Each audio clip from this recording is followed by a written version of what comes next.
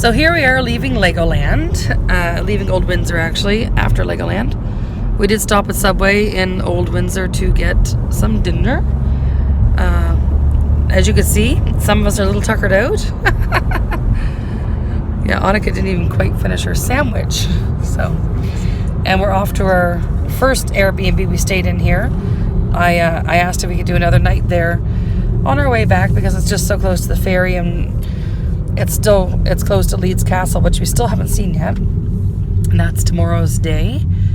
So we spent the whole day at Legoland. And our impressions of Legoland. Okay, first of all, it's way bigger than you probably think it is. The map is complete crap. Because I could never find myself on the map. I could never figure out how to get to somewhere else when I did actually sort of know kind of where I should have been. And they have an app which gives you a map and shows you where you're at and shows you where you want to go, and has even a line to attach it. But it has no directions to say walk straight ahead or go north or anything like that at all.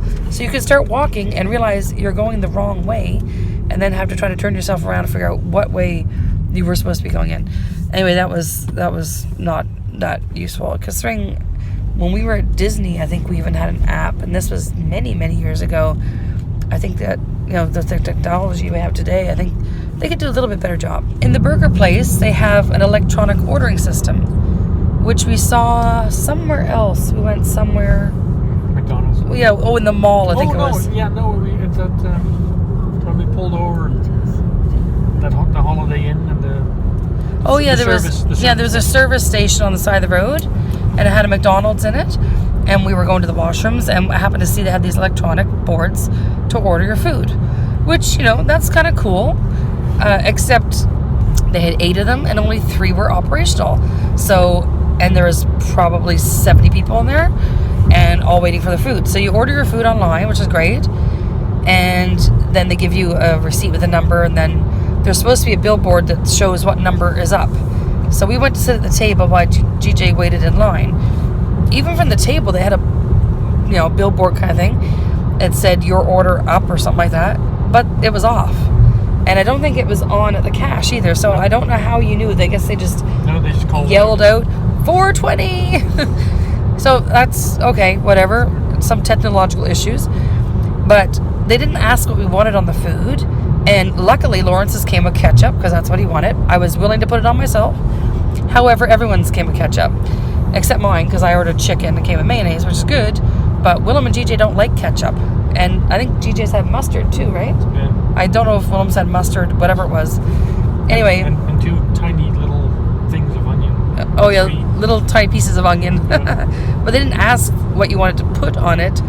Or even just put the condiments out, you could fill it up yourself. That would have been fine too. And when I went to get the ketchup, so the station I walked up to had the mayonnaise and something in red, and I thought it was ketchup. But there was no cups. So there was a guy walking by, and I said, how are we supposed to get the mustard or the ketchup or the relish or whatever they had there, right? And he said, oh, I have more cups. And he said, there's cups over there, the next one. Or he goes, let me look. And he opened the cupboard and he found his little cups. So I went to fill it up with ketchup, and I realized this is barbecue sauce. The ketchup is on the other one, like across the restaurant. Why couldn't they put all the condiments maybe in 2 stations all together? That would have been fine too. So I had to go over to get the ketchup, and of course there's only one ketchup with the 70 people there, and one mayonnaise, and the mayonnaise was empty. And the mayonnaise was empty. I had to wait for him to refill the mayonnaise. Oh yes. We didn't get the apples for the kids' meals. Kids' meals are supposed to have apples in it. So GJ did go at the end to ask, and they didn't have their basket of apples out, and then they went out to do the gold panning thing. And when I was leaving, I went and asked about the apples. I did get the apples, so I got 3 apples in my bag. But, I mean, it didn't come on the order when we ordered it. It was only afterwards, Annika said, I'll take my apple now. I was like, oh, we forgot there was apples. So I'm not thoroughly impressed with that particular restaurant. And it was all sort of complete self-service. So, and it was £40 for 3 kids' meals and 2 adult meals. And we just got extra onion rings for each of us because Lawrence likes onion rings. And the kids' meals, they didn't ask you if you wanted onion rings instead of fries. But that's the other thing. They don't ask you if you want onion rings instead of fries. Do you want to add the onion rings on top of the fries? Personally, I can't eat that many fries. I ended up throwing about one whole order away, I think it was, in the end, because nobody wanted to eat that many fries. So, yeah, it was a bit of a waste of 40 pounds there, I'd say. So then, there's a lot of hills. This was a little bit annoying because if you have strollers or anything you're pushing, you got to pull it on the way back up. And it's all downhill when you arrive.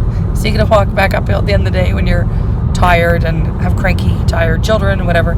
And we didn't have a stroller with us, so we're just walking with the cranky, tired children up a hill, which is up hills and upstairs and up ramps. Like, they're just all uphill.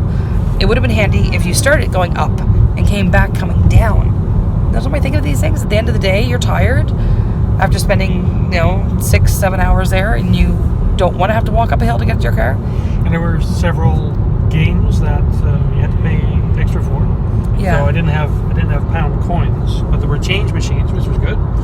So we went to the first one, which was remote control cars. So I went to the change machine with a £5 note, and it wouldn't accept it. It wasn't working, so couldn't do that.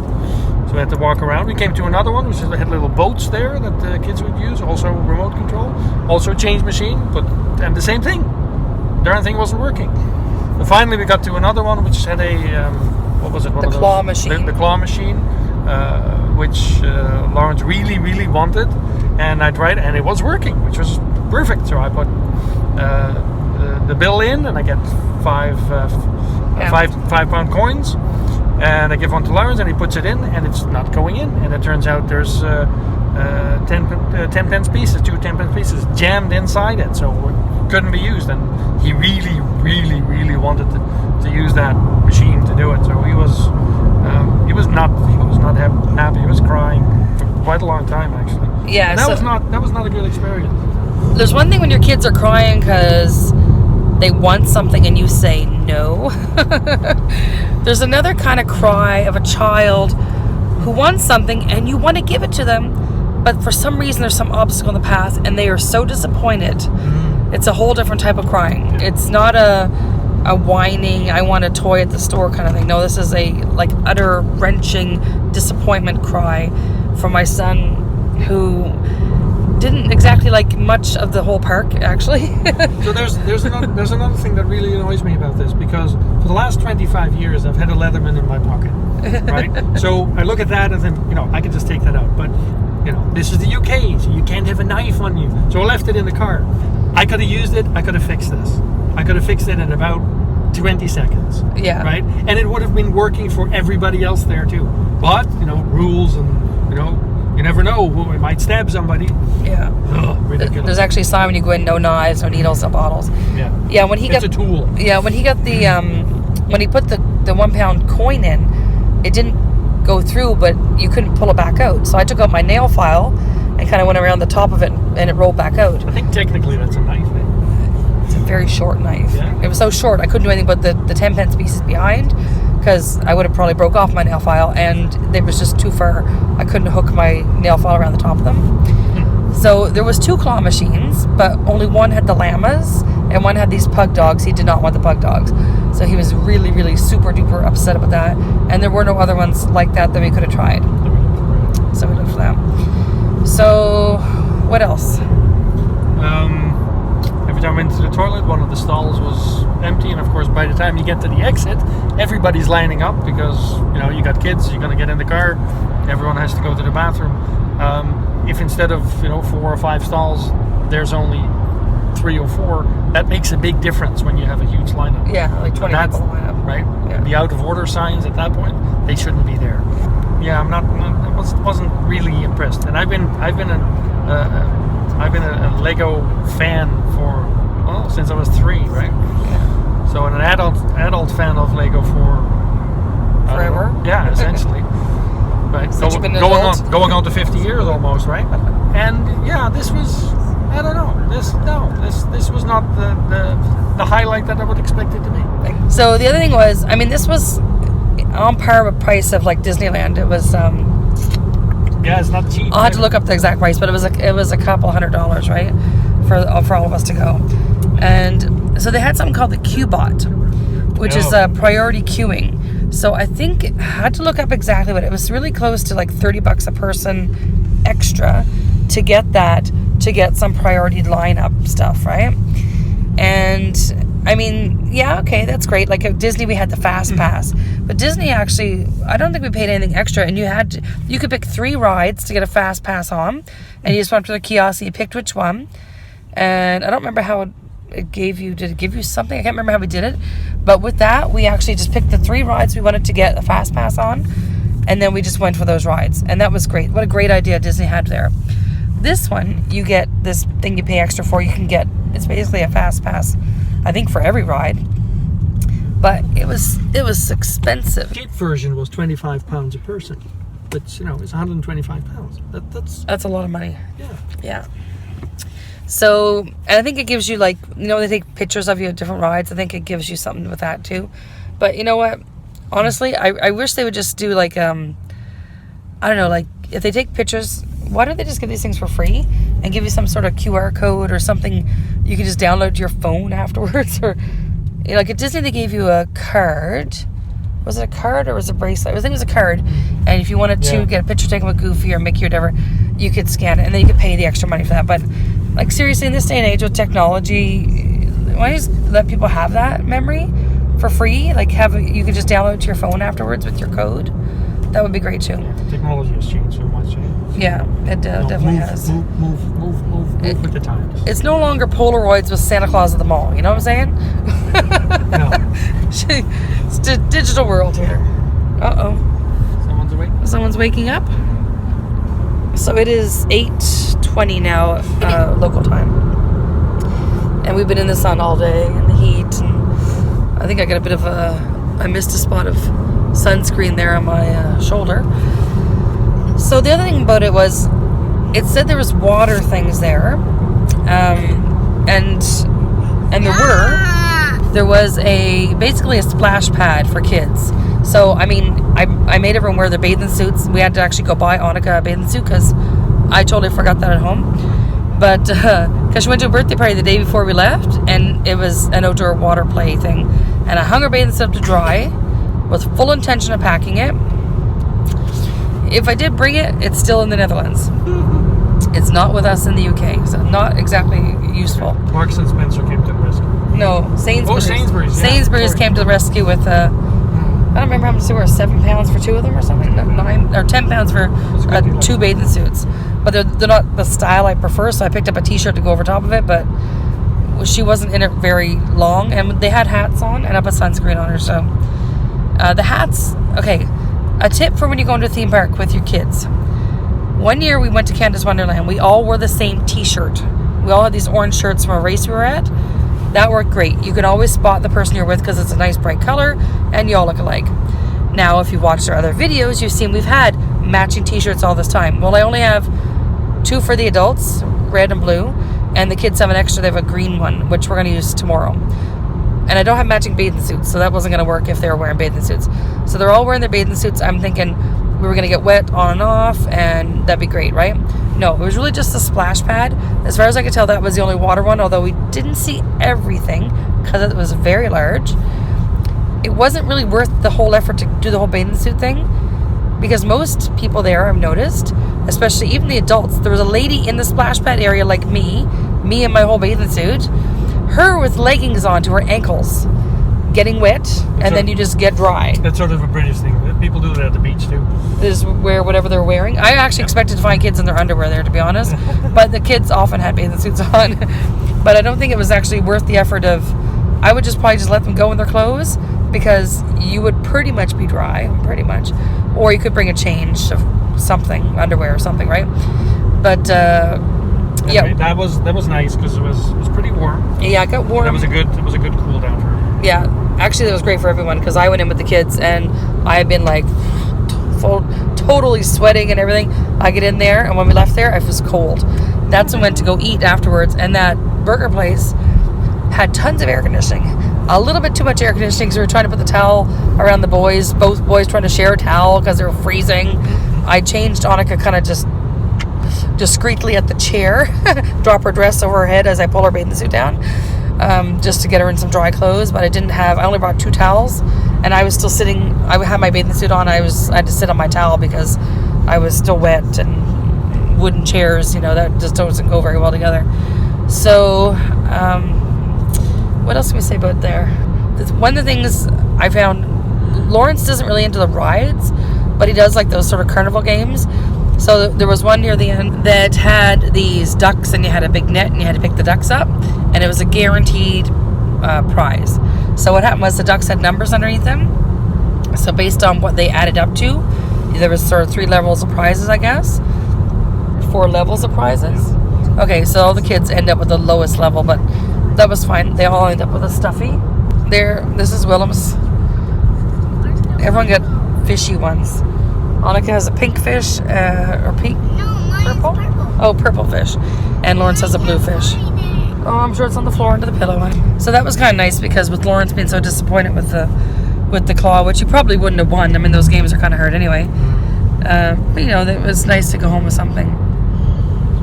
We didn't go into the shops because we were just exhausted by the end of it. And, go in there, you spend £20 on something, right?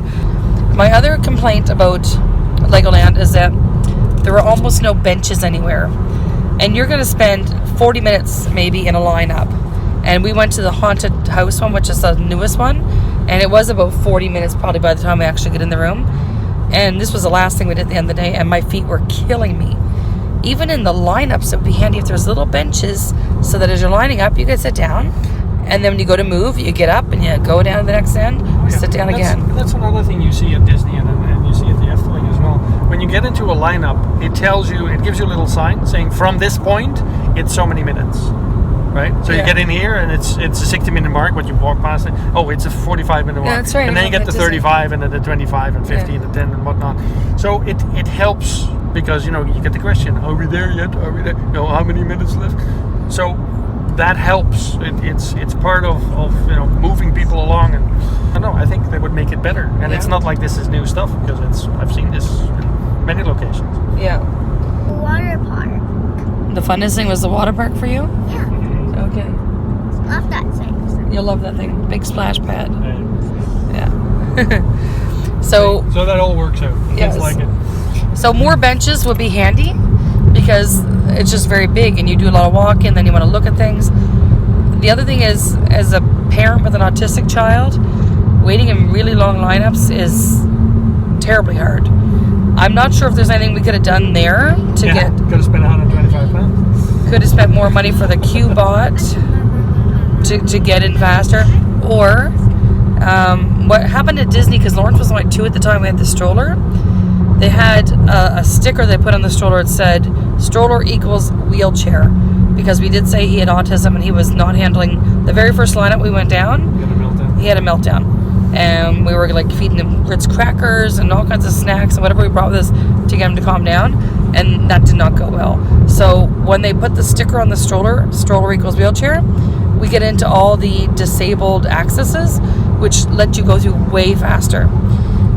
I don't know if they would have had something, because I think they had something on the website that said... There were some things there that you would go there and they say, well, come back in 40 minutes. So you still have the same wait time. Yeah. But, you don't spend it waiting there. Yeah, but then you got to go somewhere. Yeah. So now you're walking somewhere else and you got to remember, I got to be at whatever in a time. So that's not exactly as good as Disney. No, but that's what Disney did. That's what we had at Disney. At some of them. Well, some of them.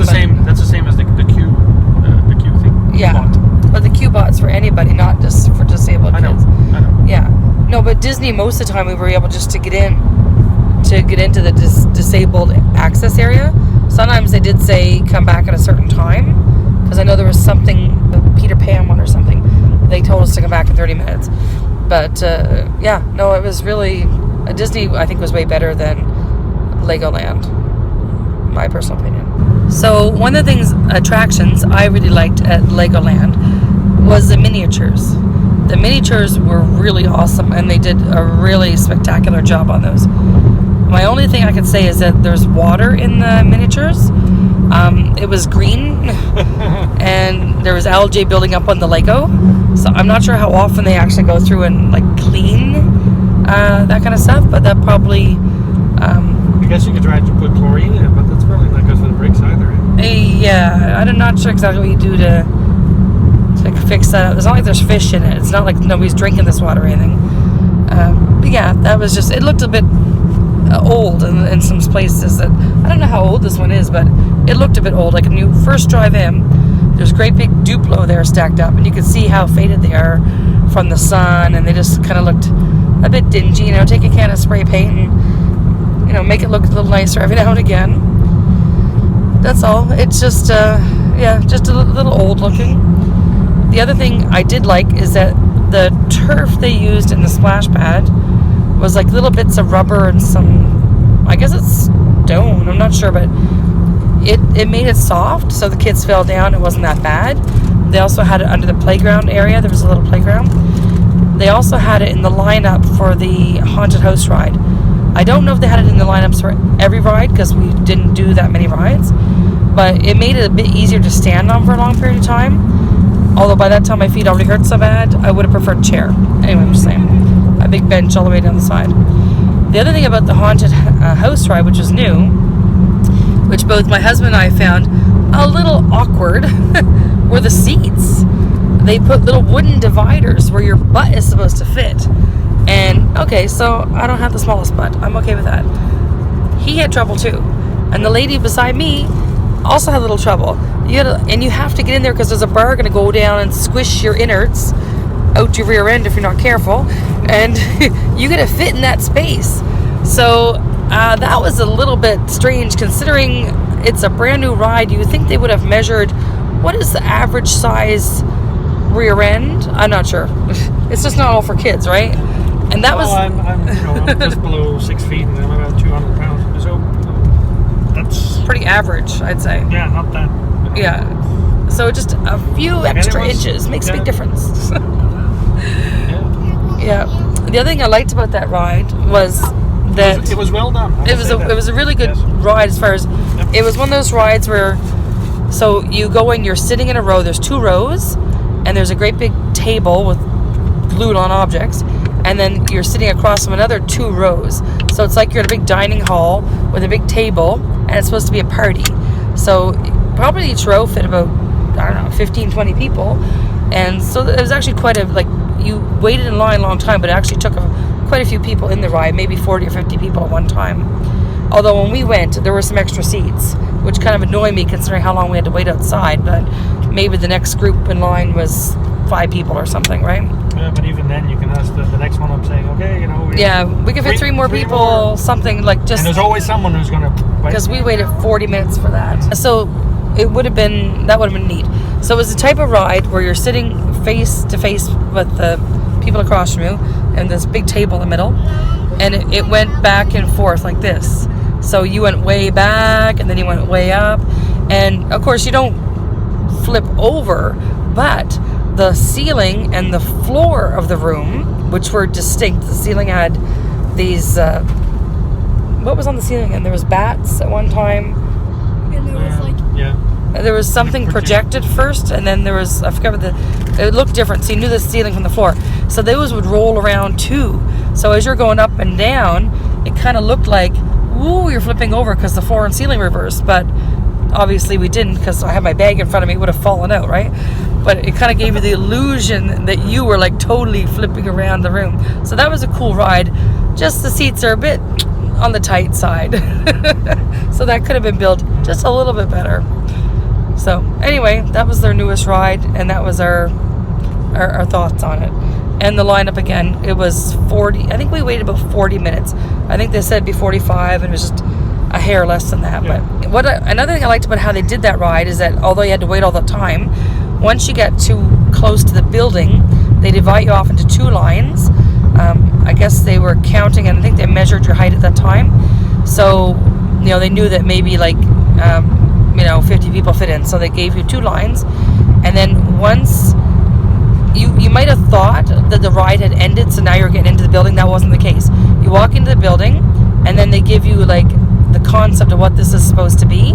They had these screens, 3 screens up top, and they had like the Lego Frankenstein and Lego Dracula and Lego, I don't know, spider type woman, and they were all talking and giving you something going on. So while you're hearing that, there's still people on the ride, so you get to sort of get in early, but you're not on the ride yet. It has like a 2-parter, so that was kind of nice. You're not waiting quite as long as you might really think you are, but anyway, that was just an interesting way to do it. Have a 2-part, and then you filed into the aisles once the ride actually finished. So that was good. Okay, one positive thing to say about the Legoland women's bathroom. I only went in the same one 3 times because it happened to be always in the place we were at, which was before the Duplo area, after Skyrider. I'll put the real name there. Anyway, there was a bathroom there by the cafe, which is, I went in the first stall every time. I actually didn't check all the stalls, because when I looked how big the first one was, it was like, oh, that's great. Annika and I can go in there together. And what I liked about it is that they have one of those seats that I think it may have folded, I'm not sure, but it was like a seat, and it had harness straps. You could put your baby there. I don't know how many times I've gone to the washroom with one of these guys, not in a stroller, and it's like, where do I put them? Miller was a few months old. We went car shopping, and we were at the Kia dealership, and I had him in my sling, and I had to go to the washroom, and I was trying to figure out, how do I do this while holding a baby, using the washroom? The things you're going to do in the washroom. It was really difficult. There's this great big baby in front of me, not exactly the same position he was when I was pregnant with him. He was like up here on my chest. So having a place to put your baby and strap them in so they're not going to be, it doesn't even have to be a baby. It could have been a 2-year-old that you didn't want to go unlock the door on you when you're on the toilet, right? So strap them in. I like that. I don't know if every bathroom had it, but the one I was in, the same stall 3 times, that one had it, and I liked. And another thing I like about UK in general, probably all of Europe, washrooms, and totally not the same in North America, the bathroom walls go about that far from the floor.